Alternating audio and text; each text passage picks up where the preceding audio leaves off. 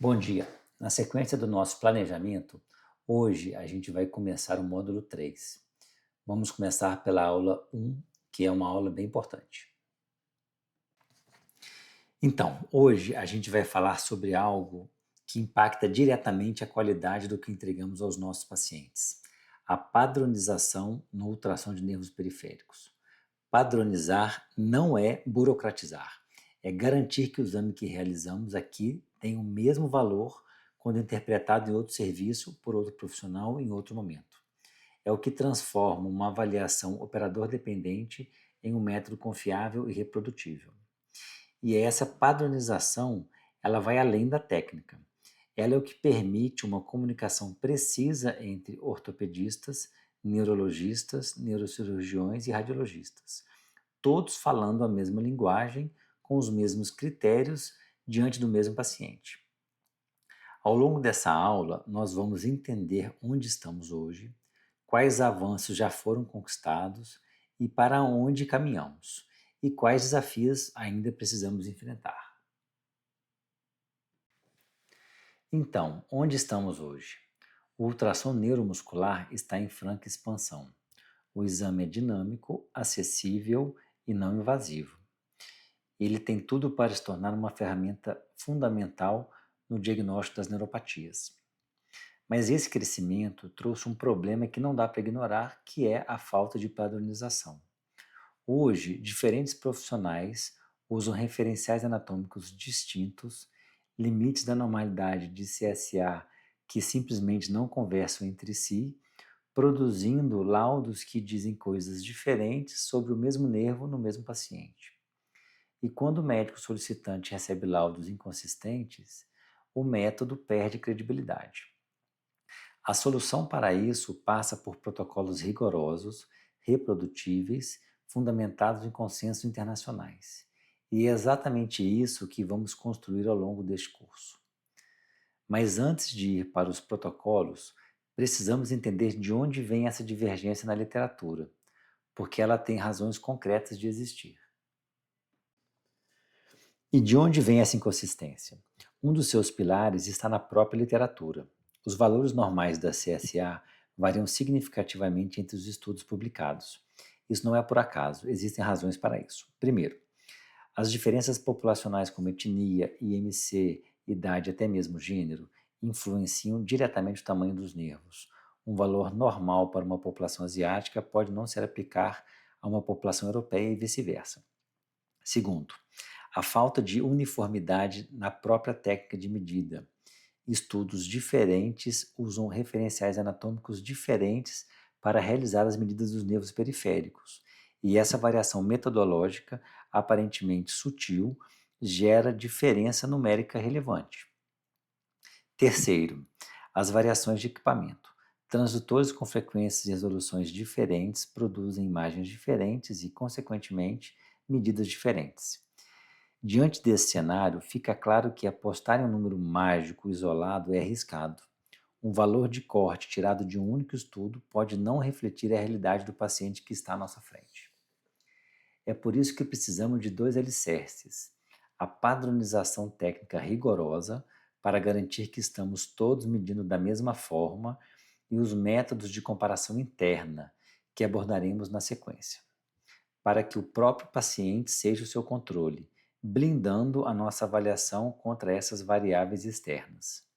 Somente assim os achados do ultrassom deixam de ser números soltos e passam a caracterizar de fato uma patologia. Agora que compreendemos por que os valores da literatura divergem, precisamos dar um passo atrás e olhar para quem solicita o exame e por qual motivo. Porque é a pergunta clínica que define como o exame deve ser executado. O ultrassom de nervos periféricos, ele atende fundamentalmente a duas grandes especialidades com lógicas de raciocínio muito diferentes: a ortopedia e afins, como reumatologia, medicina da dor, etc., e a neurologia.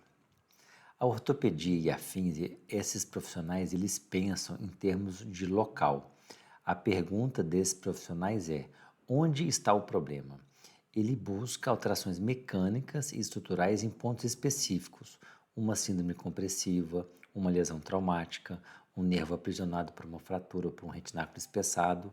O foco é local. O neurologista, ele pensa diferente, ele pensa em termos de sistema. A pergunta dele é: o que está acontecendo com o nervo como um todo? Ele investiga doenças intrínsecas, polineuropatias desmielinizantes, processos inflamatórios difusos, padrões de acometimento que se revelam quando múltiplos nervos são avaliados em conjunto. O foco é sistêmico. Percebam aqui que perguntas diferentes, elas vão exigir protocolos diferentes, com pontos de medidas diferentes e critérios de interpretação diferentes. E é exatamente aqui que entra a responsabilidade do ultrassonografista. Não basta dominar a técnica, é preciso compreender a demanda clínica por trás da solicitação para aplicar o protocolo adequado e entregar a informação que realmente faz a diferença na conduta. Um exame tecnicamente perfeito, mas com protocolo errado, não responde à pergunta do médico solicitante. E um exame que não responde à pergunta do médico solicitante é um exame incompleto. Vamos então agora entender como o ultrassom ele responde às demandas do ortopedista. Aqui o território é o das mononeuropatias, que são doenças que acometem um ponto específico de um nervo específico. E as duas grandes protagonistas são as síndromes compressivas e as lesões traumáticas. Nas síndromes compressivas, o ortopedista quer respostas precisas. Onde exatamente o nervo está comprimido, o quanto ele está espessado, porque isso se correlaciona com a gravidade, e qual é a causa estrutural da compressão, pois pode ser um cisto, um tumor, um espessamento ligamentar, uma variante anatômica. E o ultrassom ele entrega essas respostas em tempo real, com resolução que permite identificar cada uma dessas estruturas no ponto exato da compressão. Nos traumas, a pergunta muda um pouco. O ortopedista ele quer saber se o nervo está íntegro. E aqui a avaliação da continuidade neural é decisiva. Se a lesão é completa, precisamos mapear a distância entre os cotos, identificar a presença de neuromas e definir a relação anatômica com estruturas vizinhas. Essas informações são essenciais para o planejamento cirúrgico. Se a lesão é parcial, o foco se desloca para a integridade do epineuro e dos fascículos remanescentes. A presença de neuromas em continuidade e, novamente, a relação com estruturas adjacentes. Esses dados eles orientam a decisão entre conduta conservadora e intervenção cirúrgica. Percebam que, em ambos os cenários, o protocolo é focado em um único nervo, avaliando em detalhe, ao longo do seu trajeto, nos sítios de compressão ou no local de trauma. É uma abordagem cirúrgica do exame, objetiva e localizando e direcionando a conduta. Essa lógica é completamente diferente da abordagem neurológica que vamos ver a seguir. Na neurologia, o ultrassom deixa de ser um instrumento de localização pontual e passa a ser um complemento direto da eletroneuromiografia. E em quais situações esse complemento se torna indispensável? Primeiro, quando a eletroneuromiografia não consegue definir se o processo é axonal ou desmielinizante, uma distinção que muda completamente o raciocínio diagnóstico e a conduta, e quando não consegue diferenciar se a polineuropatia é adquirida ou hereditária, como classicamente no dilema entre CIDP e Charcot-Marie-Tooth, que são duas condições com tratamentos radicalmente diferentes.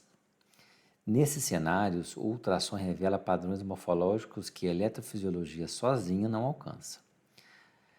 A lógica do exame aqui é completamente diferente da ortopedia.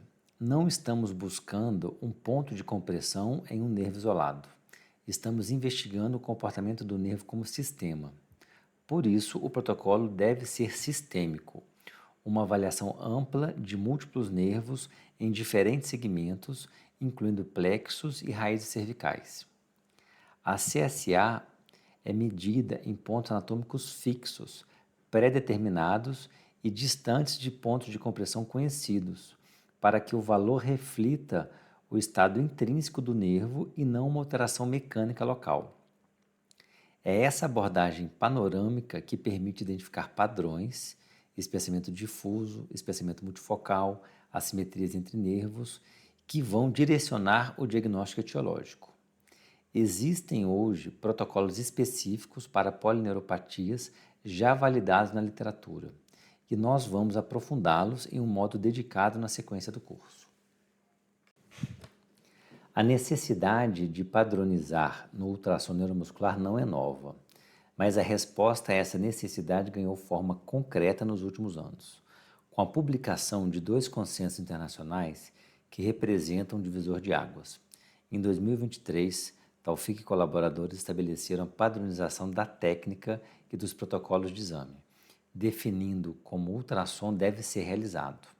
Esse consenso é um marco porque, pela primeira vez, um painel de especialistas sistematizou desde a escolha dos transdutores até os protocolos específicos para cada categoria de doença.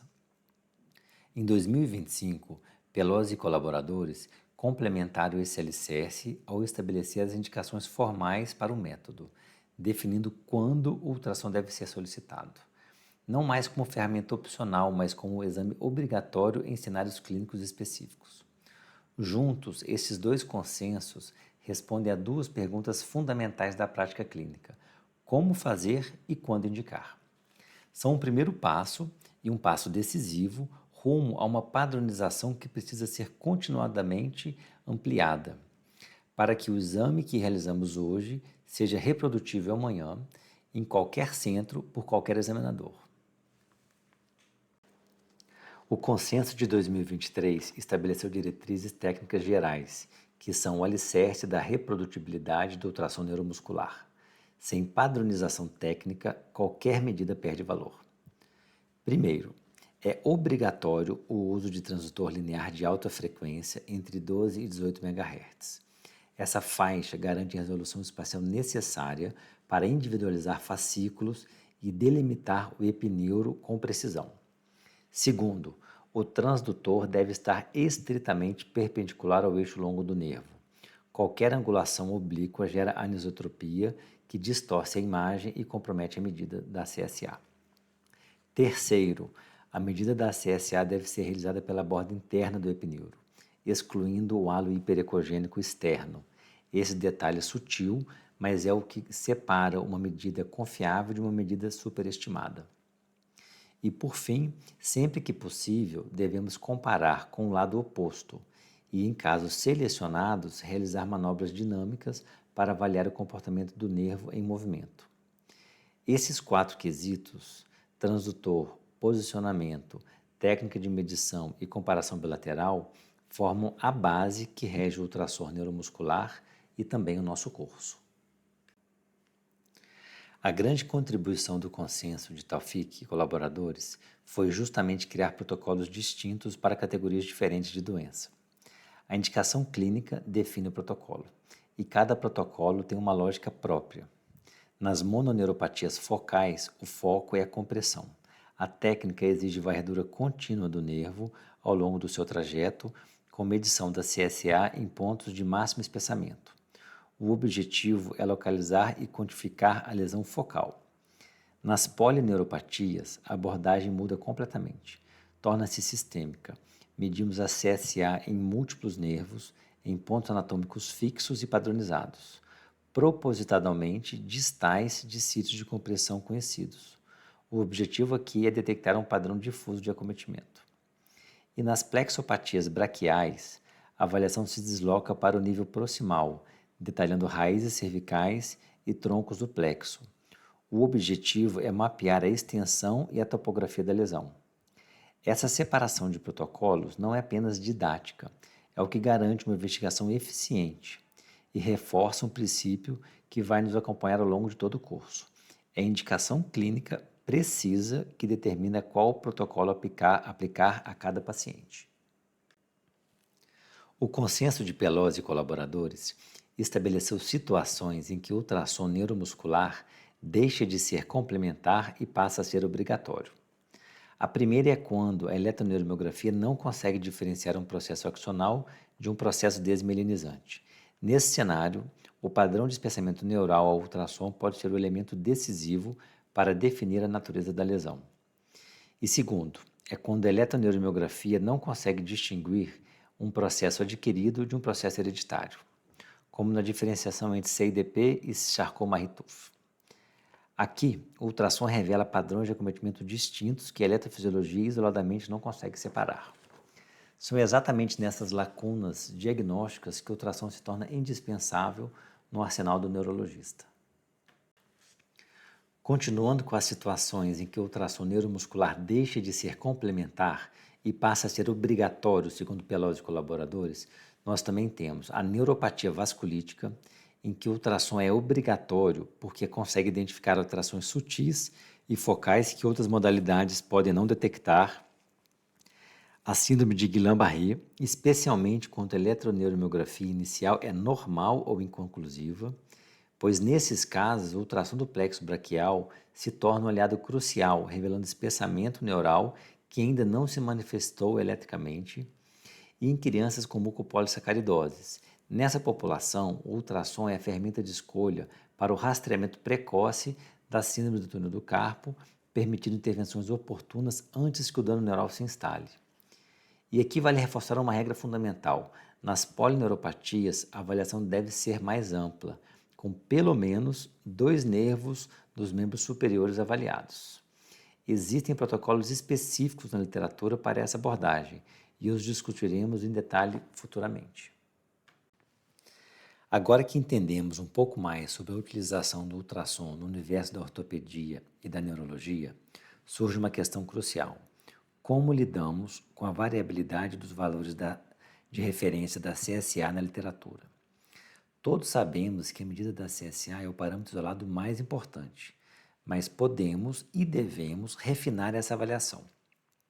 E a resposta para isso está no paradigma de comparação interna, uma abordagem elegante que usa o próprio paciente como seu controle. Vamos começar falando sobre o delta-CSA, que é a diferença absoluta entre a área do nervo em 2 pontos no mesmo trajeto nervoso no mesmo lado. Geralmente, comparamos um ponto de compressão com um ponto normal, seja ele proximal ou distal. Por exemplo, a diferença entre a CSA do nervo ulnar antes do túnel cubital e dentro do túnel cubital. O resultado é expresso em milímetros quadrados e revela de forma objetiva o grau de espessamento focal entre os 2 pontos avaliados. Agora vamos avançar para a razão entre 2 pontos neurais. Enquanto o delta-CSA nos dá a diferença absoluta, a razão nos dá a proporção do aumento focal. O resultado ele é expresso em número absoluto, como por exemplo 1,3, o que significa que a área no ponto mais espesso é 1,3 vezes maior do que no ponto de referência. Essa medida quantifica o espessamento focal de forma padronizada. E aqui é importante entender que essa razão ela pode ser aplicada de 2 formas distintas. A primeira é a razão intranervo, quando comparamos 2 segmentos diferentes do mesmo nervo no mesmo membro. A segunda é a razão lado a lado, quando comparamos o mesmo nervo no mesmo ponto anatômico nos 2 membros. E por que a comparação contralateral é tão importante? Essa comparação ela vai eliminar a variabilidade individual do paciente como fator de confusão. Essas ferramentas somadas a uma avaliação padronizada nos blindam contra a subjetividade e transformam a avaliação ultrassonográfica em algo mensurável e reprodutível.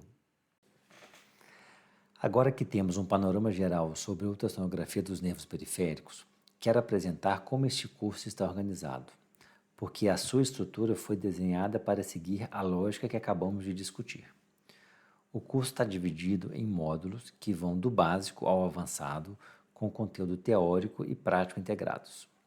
Na parte prática, dividimos os protocolos em 2 grandes blocos. No primeiro bloco, que é o protocolo de avaliação de um nervo, que são protocolos voltados principalmente para as demandas ortopédicas, e nesses protocolos a gente vai explorar de forma detalhada e individual cada um dos nervos periféricos dos membros superiores e inferiores. No segundo bloco, são os protocolos de polineuropatias. Esses protocolos eles atendem às demandas neurológicas. Aqui o desafio muda. Vamos aprender a varrer múltiplos nervos em locais anatômicos específicos e aplicar escolhas que auxiliam diretamente o diagnóstico. O objetivo final é claro: laudos assertivos, reprodutíveis e clinicamente indispensáveis. Para encerrar, quero deixar aqui 3 mensagens que vocês precisam levar para casa. Primeiro, a padronização técnica é a única forma de garantir reprodutibilidade. Sem técnica padronizada, não há comparação confiável. E sem comparação confiável, o exame perde valor clínico. Segundo, a indicação clínica define o protocolo. Saber o que procurar determina como procurar. Um protocolo focal para uma doença sistêmica ou um protocolo sistêmico para uma compressão localizada são erros que comprometem o resultado. Terceiro, a CSA absoluta é o principal parâmetro avaliado no ultrassom, mas não é o único. A adoção de medidas relativas como delta-CSA, razão intranervo e razão lado a lado nos permite interpretar com muito mais segurança se existe ou não uma neuropatia, especialmente num cenário em que os valores de referência ainda não são universalmente padronizados. O ultrassom de nervos periféricos deixou de ser apenas uma arte para se consolidar como uma ciência mensurável, reprodutível e baseada em evidências. Vocês são parte fundamental dessa evolução. Gostaria de agradecer a atenção de todos e uma ótima semana. Nos vemos na próxima aula.